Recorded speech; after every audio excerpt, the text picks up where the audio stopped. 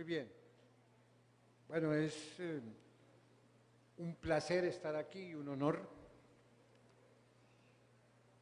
Y mañana pues recalcaré los agradecimientos al doctor Colmenares y a todos los tratadistas que han venido a acompañarnos. Vamos a reflexionar sobre la prueba pericial en el Código General del Proceso. Entonces, lo primero que hay que hacer es pensar que de todas maneras el Código General del Proceso mantiene en materia probatoria el principio inquisitivo, en el sentido de que el juez puede y debe decretar pruebas de oficio. El juez tiene que comprometerse con la averiguación de la verdad para que sobre la verdad se construya una sentencia que a la larga se invierta en paz con justicia social. Entonces, el sistema probatorio del Código es un sistema inquisitivo. Sin embargo, se consagró la prueba pericial de oficio, además la prueba pericial de parte. Las partes pueden contratar sus pruebas periciales, es decir, que en las oportunidades procesales para solicitar pruebas se pueden acompañar dictámenes periciales contratados por la propia parte. Así, por ejemplo, si yo presento una demanda y se requieren conocimientos de tipo técnico, científico o artístico, pues yo puedo acompañar con la demanda un dictamen pericial. O si el demandado, al contestar la demanda, considera que hay conocimientos de tipo técnico, científico o artísticos que necesita acreditar, podrá acompañar un dictamen pericial. Si el término que está señalado para solicitar las pruebas no es suficiente para conseguir el dictamen, el Código prevé que la parte lo anuncia y el juez le señala un término que en todo caso no puede ser inferior a 10 días. ¿Qué debe hacer la parte que contrata el perito? El perito, en el escrito donde rinde el dictamen pericial, debe hacer una serie de declaraciones. Voy a decir algunas por razones de tiempo que son de una gran utilidad. En primer lugar, el perito de parte tiene que contarnos dónde se encuentra, cuál es su actividad, dónde puede ser encontrado. Esto con el fin de que la otra parte, es decir, la parte contra la cual se va a hacer valer el dictamen, pueda investigar quién es ese perito. En segundo lugar, nos contará los títulos que tiene, es decir, sus créditos de tipo académico, de tipo técnico, de tipo científico, según sea la especialidad. En tercer lugar, nos cuenta también qué personas intervinieron en la producción del dictamen pericial. Ustedes saben que el perito no puede normalmente hacer todo el trabajo. Si nosotros estamos, por ejemplo, en un proceso reivindicatorio y se trata de una discusión porque se dice que el demandante no ha acreditado que el predio que pretende frente al poseedor que éste le recupere la posesión, se la restituya, no está identificado, pues en ese caso contrataremos un perito que utilizará topógrafos, medidores, etcétera, que le ayudarán a realizar el trabajo, de tal manera que tienen que incluirlos en el respectivo dictamen pericial. Si ha hecho publicaciones en los últimos 10 años, pues nos tendrá que contar cuáles son ese tipo de publicaciones que ha hecho. Igualmente nos contará cuál es, algo muy importante que tenemos que ver adelante, cuál es el método que empleó para rendir el dictamen. Igualmente nos contará si ese método que empleó es el método que normalmente él utiliza en los dictámenes periciales que ha rendido. Y si varió, nos tendrá que contar por qué cambió el método, por cuanto que puede suceder que cambie el método estimulado económicamente por la parte que lo contrató, lo cual estaría mal, o porque sencillamente la ciencia o la técnica que maneja ha cambiado el método tradicional que venía utilizando, y eso nos demostrará que es una persona actualizada, que va renovando sus conocimientos y que los va a emplear para este tipo de actividad. Igualmente nos contará si el método que empleó para rendir el dictamen pericial es el que utiliza en su actividad profesional, es el que cotidianamente utiliza, porque esto nos va a servir para entender que se trata de un perito que practica sobre lo que está conceptuando, y eso nos da mayor seguridad de que efectivamente es idóneo. Y finalmente manifestará, manifestación que se entiende hecha bajo la gravedad del juramento, que su conceptualización es libre y que corresponde a un criterio eminentemente científico, y es lo que está plasmando en el respectivo dictamen pericial. ¿Cuál es el contenido del dictamen? No la valoración del dictamen, sino cuál es el contenido del dictamen. Todo dictamen pericial, óigase bien, debe ser claro, es decir, que la conceptualización no ofrezca dudas o incertidumbres.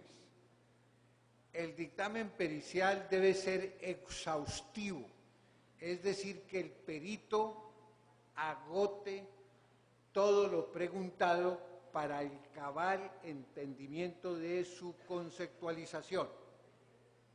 El dictamen debe ser preciso, por contrario a divagar.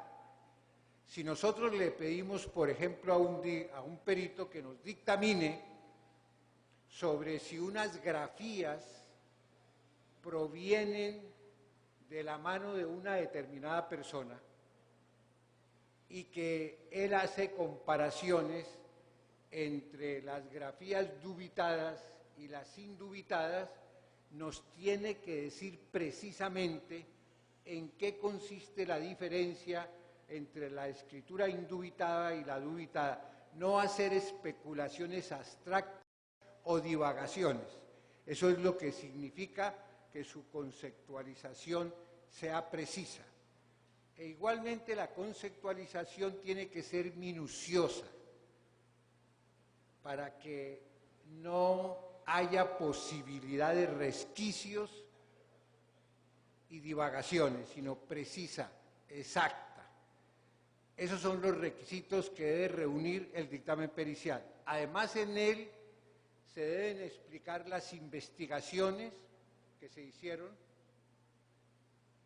las averiguaciones que se lograron, los experimentos que se hicieron y los documentos que se utilizaron, y la bondad, la idoneidad del método técnico, científico o artístico que se utilizó.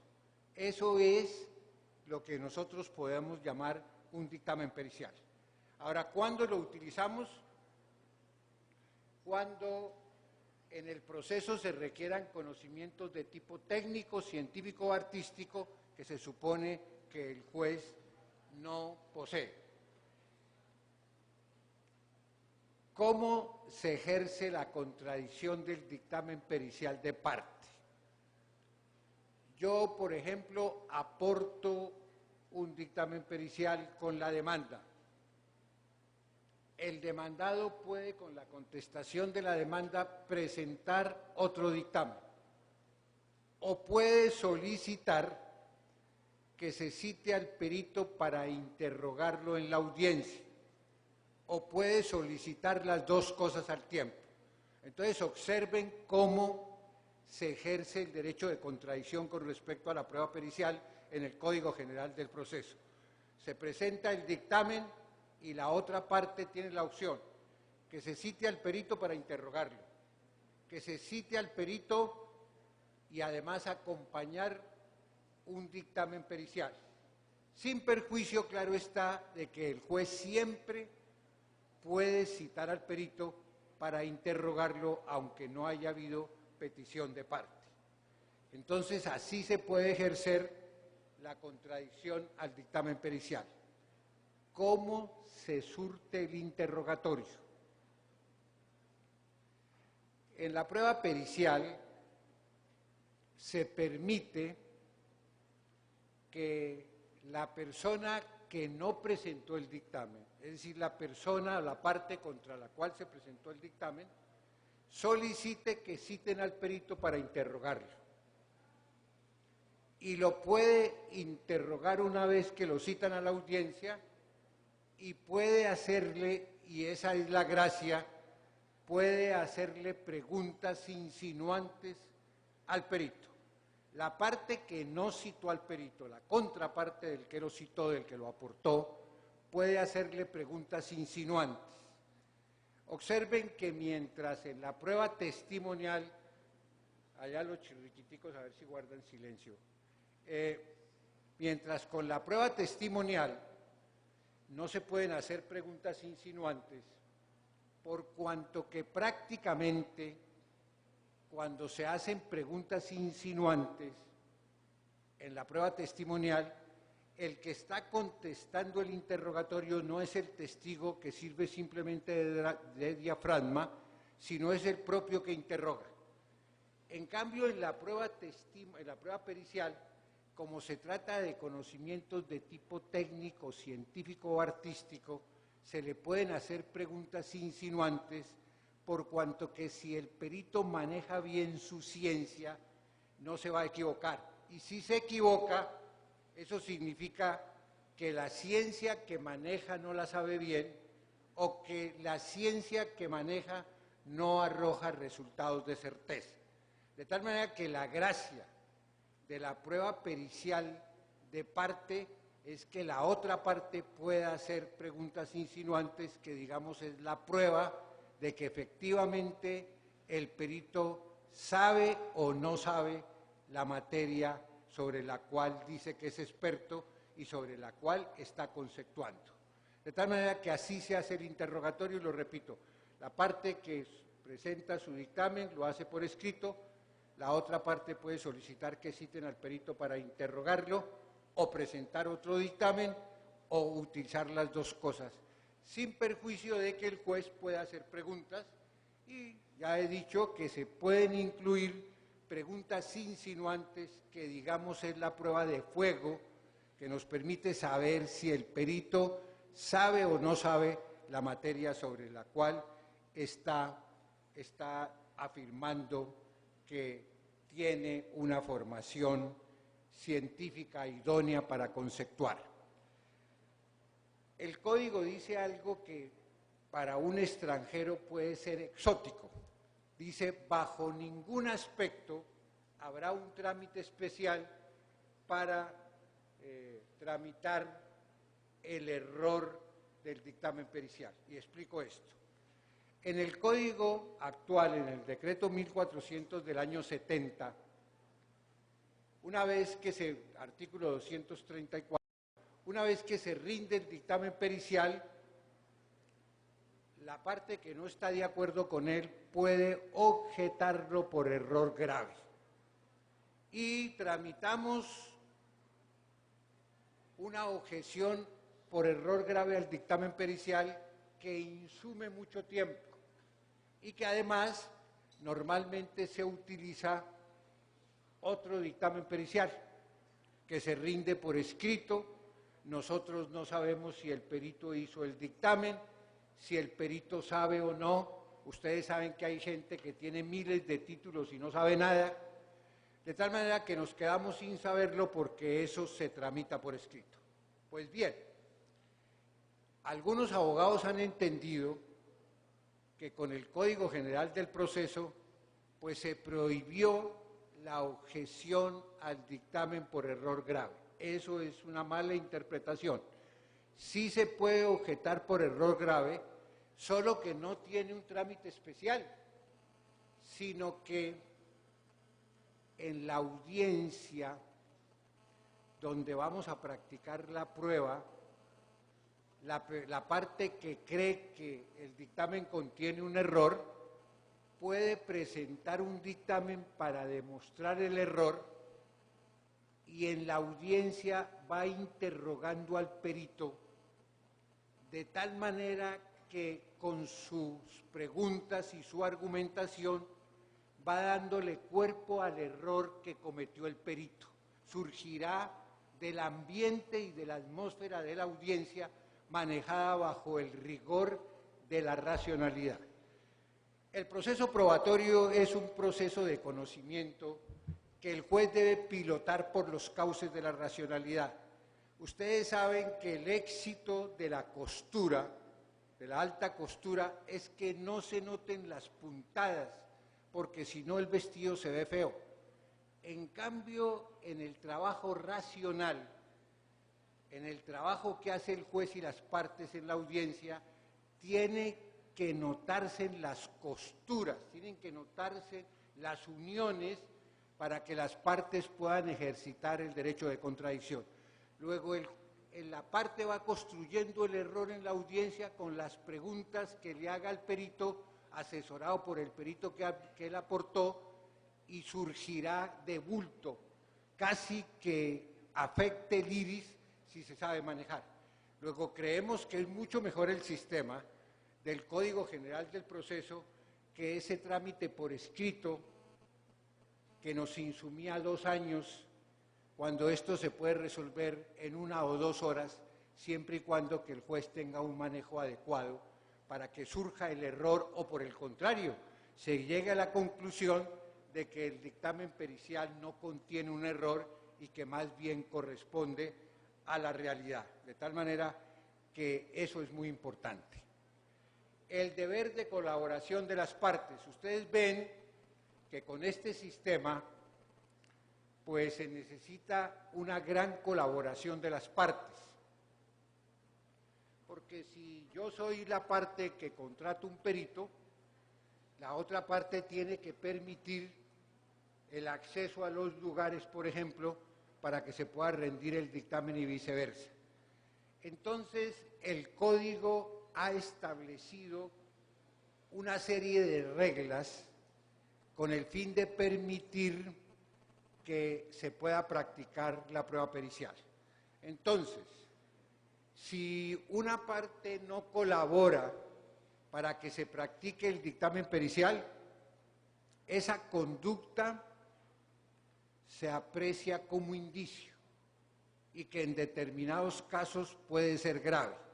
Es decir, si yo no colaboro, probado que no colaboro es el hecho probado, podemos deducir que la parte contraria, con grado de probabilidad, puede tener la razón.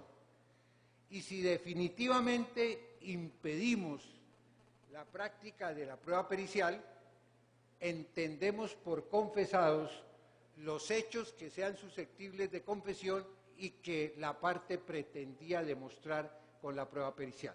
Y aquí hago un paréntesis. No conozco ningún otro código en el mundo, pero eso no quiere decir que no, porque no los conozco todos, escasamente medio código, pero no conozco ningún código en el mundo que haya hecho lo que nosotros hicimos en el Código General del Proceso. Siempre el juez en la sentencia, siempre, nunca no, siempre se tiene que referir a la conducta procesal de las partes y, si es del caso, deducir consecuencias de tipo probatorio. Entonces hago un entresacado ahí para decir lo siguiente. Como la audiencia oral, donde nosotros vamos a practicar la prueba, supone una convivencia y una participación del juez por medio de la inmediación, pues va a conocer las partes y podrá deducir de la conducta de ellas, la conducta taimada de mala fe, deducir indicios, porque si yo no colaboro o impido, es porque estoy reconociendo implícitamente que no tengo la razón. Y con mayor razón cuando impido la práctica de las pruebas o cuando contesto las preguntas del juez sin la suficiente lealtad. Por eso el código ha dicho, mire, implícitamente, el proceso no es un escenario para la astucia, para la habilidad y la destreza, porque el hombre tiene otra serie de actividades donde premia la astucia, la habilidad, el engaño. Ustedes saben que en el fútbol la gambeta es un engaño, pero es la máxima exaltación del arte del fútbol, porque esa actividad se premia ahí. La inteligencia en el ajedrez, la destreza física en el salto como la gran Caterina Ibargüen, pero el proceso no es para eso. El proceso es para darle la razón a quien la tiene desde el punto de vista del derecho sustantivo.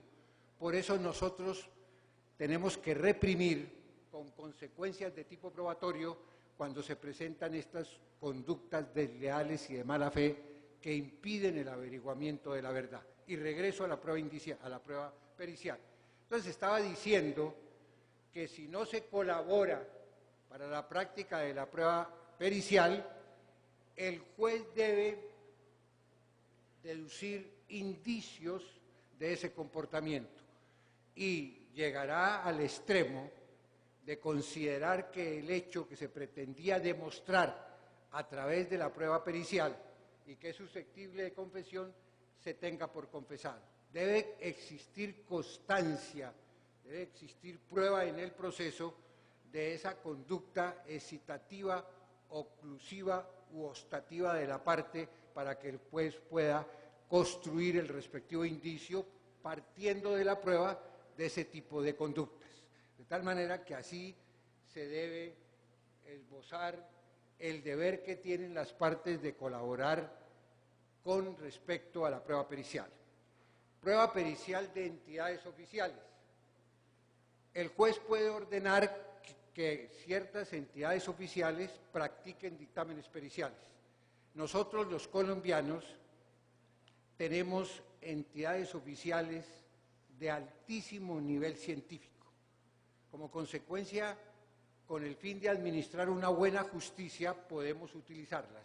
Para ese efecto, el juez ordena la prueba, le pide al representante de la entidad, al gerente, que señale los gastos para la estadía, el desplazamiento del perito, señala un término para que efectivamente se consigne ese dinero y si se consigna se practica la prueba. En el evento que las partes no consignen, pues habrá que desistir de utilizar ese tipo de entidad para efectos de que nos rinda el dictamen pericial correspondiente. Igualmente se ha hecho algo que es bien significativo. Ustedes saben las grandes dificultades que han tenido los jueces y los abogados para calcular las liquidaciones del UPAC, tan chirriquitica si hablan. La dificultad que han tenido los jueces y los abogados para liquidar los UPAC o los sistemas que lo han reemplazado.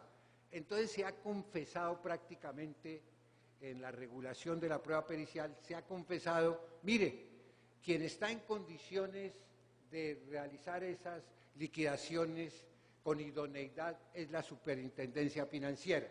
Entonces, en ese caso, se solicita a la superintendencia financiera que haga las liquidaciones y miren, y puede decir la superintendencia financiera, esos bancos liquidaron mal el crédito, la liquidación es así. A mí me parece que eso es de una gran utilidad de cara al justiciable, que no necesita elucubraciones ni grandes teorías, sino que lo que necesita es que le satisfagan su pretensión. Hay liquidaciones que se han demorado como 10 años porque nosotros no las sabemos hacer, en cambio ellos la podrán hacer y tienen algo que nosotros, los abogados, siempre habíamos dicho que no era posible que dijera un perito, que conceptúe y diga eso está mal hecho. Y se permite precisamente en beneficio del justiciable y con el fin de reconocer que nosotros, pues precisamente somos abogados y no tenemos la formación científica en esa materia, y que hay gente que la tiene y que tiene mayor idoneidad, mirando al justiciable, que es en últimos el logro que nosotros tenemos que perseguir, que el ciudadano de a pie logre la satisfacción de sus pretensiones sin tanto rococó y en el menor tiempo posible, y con satisfacción para que ello se invierta en paz con justicia social. Y finalmente, porque ahorita llegan las chirriquiticas, me bajan de aquí, y uno queda mal porque grande y lo bajan así de la oreja por pasarse el tiempo. Y además está el doctor Carlos Colmenares ahí. ¿Cómo se aprecia el dictamen? Y ahí finalizo. Nosotros nunca en Colombia hemos tenido tarifa legal con respecto a la prueba pericial. Ni siquiera con la ley 105 del año 31, que fue una ley rabiosamente tarifaria. No había resquicio que no lo tarifara el legislador. Sin embargo, con respecto a la prueba pericial, siempre se dijo que se valoraría de acuerdo con las reglas de la sana crítica. Todos nosotros tenemos un patrimonio que se llama el sentido común. El sentido común nosotros los humanos no lo construimos. Es un museo y de ahí sacamos las reglas de la experiencia. Es como una especie de supermercado donde están las reglas de la experiencia y nosotros las sacamos, y el procedimiento que utilizamos es el siguiente. Sacamos la regla de la experiencia de ese supermercado, la subimos a la imaginación, la trabajamos arriba con las reglas de la lógica, la bajamos y la empaquetamos para solucionar el caso. Entonces, lo primero que hacemos nosotros es estudiar el dictamen pericial, subirlo a la imaginación, aplicarle ahí sin bajarlo las reglas de la lógica, lo bajamos y lo empaquetamos. Entonces, utilizamos ese museo llamado sentido común que todos los humanos cargamos y que practicamos sin razonarlo, pero que en el caso del juez tiene que razonar. Y miramos a ver cuál fue el comportamiento del perito en la audiencia. No que el perito lloró, ni la expresión corporal, eso no. Nosotros, los abogados, somos abogados, no psicólogos. Eso se lo dejamos a los psicólogos, dice que expresión corporal del cuerpo, y todas esas pendejadas son actos de brujería. Nosotros miramos cuál es el comportamiento del perito, es decir, si el perito se contradice, si el perito dice una cosa o dice otra. Además, el perito nos tendrá que decir que la ciencia o técnica que empleó nos conduce a resultados de certeza, de probabilidad o de orientación. Eso es lo que nosotros entendemos por comportamiento del perito, no que el perito lloró, que tenía la narizota grande, eso no es problema de nosotros. En segundo lugar, tenemos que mirar el método que empleó. No he leído un solo autor de pruebas que no diga eso. Mire, el juez tiene que mirar cuál fue el método que empleó, si ese método es confiable o no, si ese método tiene el arropamiento del mundo científico en ese momento, y si el perito tuvo todos los instrumentos y los datos necesarios para producir ese dictamen pericial. Y si ello es así, el juez, de acuerdo con las reglas de la sana crítica, mirará si el dictamen pericial lo convence o no. Y termino aquí antes de ser expulsado en forma no muy digna del escenario. Muchas gracias.